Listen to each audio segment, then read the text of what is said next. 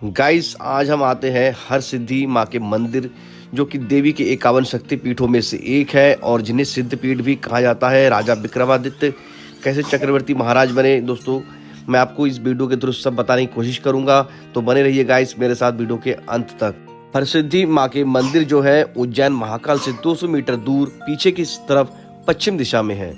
जिस तरह से हमने टनकपुर में माँ पूर्णागिरि देवी के दर्शन किए थे, जहाँ पर ऐसा माना जाता है कि नाभि गिरे थे, ठीक उसी तरह यहाँ पर जो है देवी के दाएं कोहनी गिरी थी और ये जगह देवी के 51 शक्तिपीठों में से एक है। शिव पुराण के अनुसार जब भोलेनाथ माँ सती को दक्ष प्रजापति के बेदी से उठाकर ले जा रहे थे, तब उनकी दाई कोहनी यहाँ पर गिरी थी। उस समय देवी के अंग, देवी के वस्त्र जहाँ पर गिरे थे वहाँ पर शक्तिपीठों का निर्माण हुआ था। इस तरह पूरे भारतवर्ष में, अखंड भारत में 51 शक्तिपीठ स्थापित हुए थे। भारतवर्ष के सबसे शक्तिशाली, सबसे प्रतिष्ठित महाराजा राजा विक्रमादित्य के कुल देवी यानी कि आराध्य देवी रही है माँ हरसिद्धि देवी। आदर भाव और श्रद्धा भाव से ही राजा विक्रमादित्य ने माँ सिद्धि देवी के इसी देवी स्थल पर 11 बार अपना शीश दान किया था।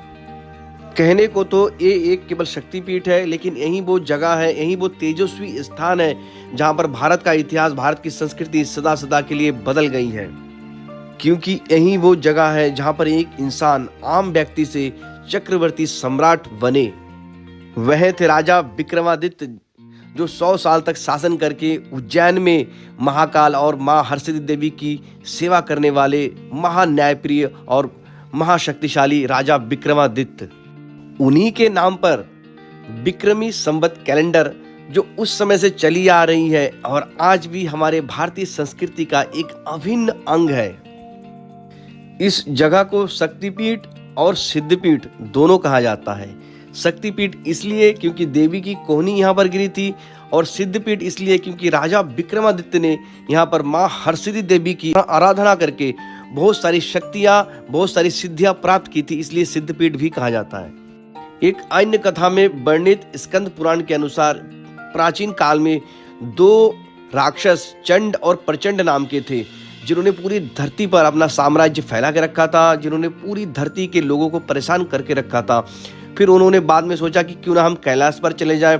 फिर वो कैलाश पर चले गए और शिव जी के तप को वो भंग करने के लिए लग गए। लेकिन तब शिव जी ने माँ भगवती जी का स्मरण किया था और माँ भगवती जी ने वहाँ पर आकर चंड और प्रचंड दोनों राक्षसों का वध किया था।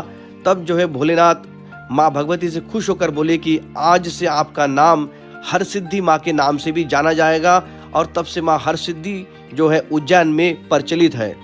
2 मुख्य दीप स्तंभ यहाँ का प्रमुख आकर्षण का केंद्र है। प्रतिदिन साय आरती के बाद यहाँ पर दीप स्तंभ में जो दीप है उन्हें प्रज्वलित किया जाता है। दोनों दीप स्तंभ में दीपों की संख्या जो है 1011 है और इन्हें प्रज्वलित करने के लिए 60 किलो तेल लगता है। ये दोनों दीप स्तंभ राजा विक्रमादित्य के समय काल के हैं। जब राजा विक्रमादित्य इनके नीचे बैठकर दीप राग गाते थे तो ये अपने आप प्रज्वलित होते थे, लेकिन अब वर्तमान में जो है जिन भक्तों की मनोकामना पूरी होती है तब ये दीप प्रज्वलित करवाए जाते हैं। इन दोनों दीप स्तंभ को शिव और शक्ति के नाम से भी जाना जाता है। दाहिनी ओर का स्तंभ थोड़ा बड़ा है और बाएं ओर का स्तंभ थोड़ा छोटा है। दीप राग से दीपों को प्रज्वलित करना राजा विक्रमादित्य की श्रेष्ठता और उनकी धर्म के प्रति प्रतिबद्धता को दर्शाता है। इस देवी स्थल की एक और विशेषता है जो रहस्यों से परी है। राजा विक्रमादित्य माँ हरसिद्धि देवी को तपोबल से गुजरात के पोरबंदर के एक छोटे से गांव हरसिद्ध गांव से उज्जैन लेकर आए थे। ऐसा माना जाता है कि दिन में माँ जो है गुजरात में रहती है और संध्या के समय ढोल नगाड़ों के साथ माँ इसी मंदिर में प्रवेश करती है। इसलिए गुजरात के लोगों का मानना है कि जब तक वो दोनों मंदिरों के दर्शन नहीं करते हैं वो अपने दर्शन को अधूरा मानते हैं। शाम होते ही श्रद्धालु हरसिद्धि माँ के मंदिर पहुंचना शुरू होते हैं और वो उन पलों को जीना चाहते हैं और उन खास पलों को अपने साथ ले जाना चाहते हैं। और उन खास पलों में है वाद्य यंत्रों के साथ 3 आरतियां और दीप प्रज्वलन की जो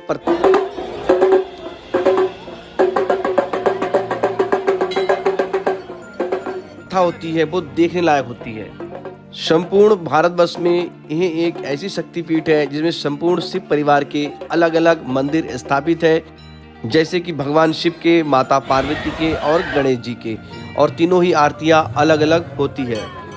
संध्या आरती यहाँ की प्रमुख विशेषता है, क्योंकि एम श्रुति के अनुसार माँ हरसिद्धि देवी दिन के समय गुजरात के हरसिद्ध गांव में निवास करती है और शाम को उज्जैन के इस देवी स्थल पर पधारती है। इसीलिए संध्या के समय जो आरती होता है उसका एक विशेष महत्व है। आरती के समय इस स्थान की ऊर्जा जो होती है अपने शिखर पर होती है, और सबसे पहले आरती होती है चिंताहरण गणेश की। गणेश जी की आरती के बाद वो पल भी आता है जिसके लिए श्रद्धालु कम से कम 2-3 घंटे से इंतजार कर रहे होते हैं, यानी कि दीप स्तंभ पर दीपों को जलाना। मंदिर परिसर में ही जूते चप्पल रखने की उचित व्यवस्था है। सबसे पहले सेवादारों द्वारा 1011 दीपकों में ज्योति और तेल डाला जाता है। जिन लोगों के दिए प्रज्वलित करने की कामना होती है, परिवार के मुखिया जो है नीचे के 20-25 दिए जो है प्रज्वलित अपने हाथों से करते हैं। फिर आता है गाइस वो पल उज्जैन नगरी का जिसे आप कभी भुला नहीं सकते, यानी कि 1011 दीपों को एक साथ प्रज्वलित करने का। जब 1011 दीपों को प्रज्वलित किया जाता है, जो पूरे वातावरण को, आभा मंडल को ऊर्जात्मक और सृजनात्मक बना देती है।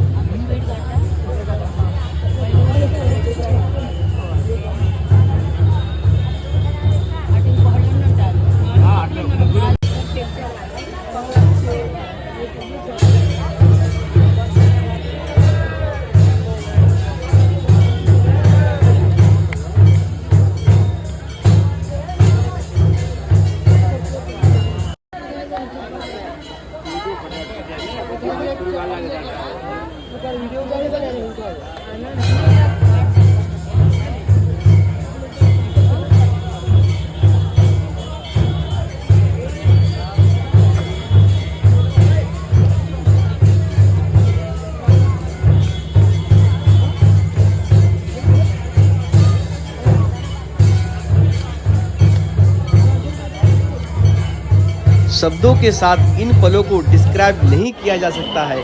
अगर आप इन पलों को डिस्क्राइब करने जाएंगे तो उन महान अनुभव, महान पल के साथ नाइंसाफी होगी। आरती के समय जब वाद्य यंत्रों का यूज किया जाता है, तब देवी स्थल का जो माहौल होता है, आभा मंडल होता है, काफी ऊर्जात्मक, सशक्त और प्रबल हो जाता है। मंदिर प्रांगण में ही भोलेनाथ जी का भी एक मंदिर है जिसका नाम है करकोटकेश्वर मंदिर, जो कि 84 महादेव मंदिर में आता है।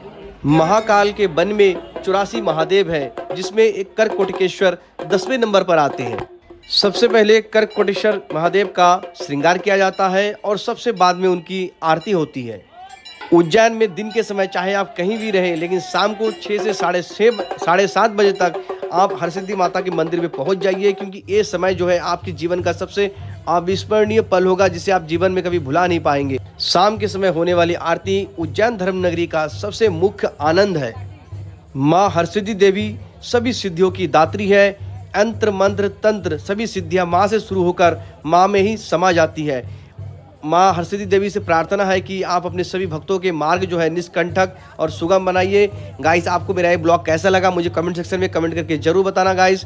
और ऐसे रोचक ब्लॉग मैं आपके लिए लेकर आता हूँ, इसके लिए हमें काफ़ी मेहनत होती है, इसलिए अगर आप थोड़ा बहुत अप्रिशिएट करें, हमें मोटिवेशन मिलता है ताकि हम भविष्य में और भी अच्छे अच्छे ब्लॉग आपके लिए बना सके। आज के लिए बस इतना ही। जय हिंद, जय भारत।